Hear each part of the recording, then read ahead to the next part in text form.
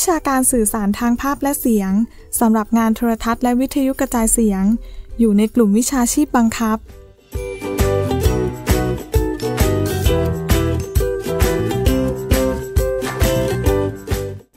รายวิชานี้มีจำนวน3หน่วยกิตแบ่งออกเป็น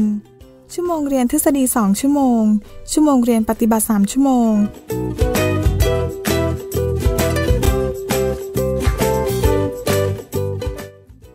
และชั่วโมงการศึกษานอกเวลา5ชั่วโมงรายวิชานี้ศึกษาถึงความสำคัญของการสื่อสารทางโทรทัศน์และวิทยุกระจายเสียงวัตถุประสงค์ของการสื่อสารทางภาพและเสียง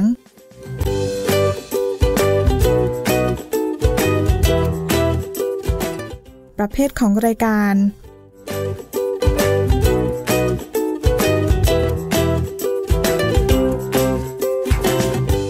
การวิเคราะห์ผู้รับสาร